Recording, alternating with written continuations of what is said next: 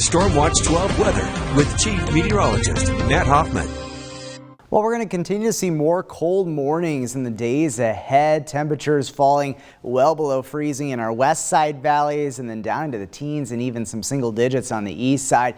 But we're going to see plenty of sunshine through this weekend into the early parts of next week. So the afternoons won't feel too terribly cold. It'll be fairly seasonal weather overall. And then maybe late next week we get back into a little bit of a more active weather pattern with some rain and higher elevation snow chances, but plenty of details to work out with that scenario. But today, if you're going to be heading to the coast, so watch out for an increased risk for sneaker waves. The king tide's also going on this weekend, so a beach hazard statement in place through at least 10 p.m. tonight. Here's a look at that forecast for the coast. Mild temperatures though, 58 in Brookings, up to 59 in Gold Beach. Lots of sunshine to enjoy today. Northern California will get up to the mid 40s in Wairika. 46, 45 in Weed, up to 48 in Mount Shasta, and 46 degrees in Etna. East of the Cascades, pretty chilly this afternoon still, only 38 for a high in Paisley as well as Silver Lake, 42 in Klamath Falls, and up to 44 in Chiloquin.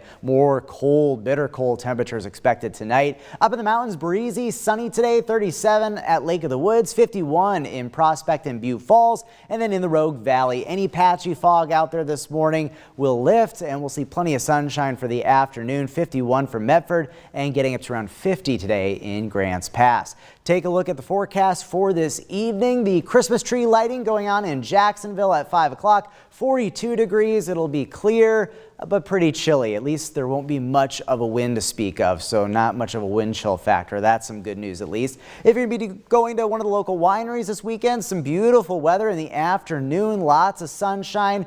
Temperatures cool, but fairly pleasant. It can be a lot colder this time of the year. Lower 50s for highs on Sunday. And then heading up to Crater Lake today, definitely on the colder side, especially because it will be breezy, so there will definitely be a wind chill factor. But winds will be a bit lighter on Sunday, not as blustery, and a high of up around 36 degrees. The coast, lots of sunshine this weekend, fairly mild temperatures with highs near 60 degrees. Take a look at Stormcast if you're going to be doing some traveling to wrap up the holiday weekend. Looks great out there today, Sunday as well. Lots of sunshine throughout southern Oregon and northern California and really up and down the west coast. It's going to be a pretty quiet stretch of weather through the rest of the weekend and right into your Monday. Skies staying pretty blue throughout the region, including here locally in southern Oregon and northern California. But it does look like we could trend a bit on the wetter side later next week. But details still a little bit fuzzy on the exact timing of storm systems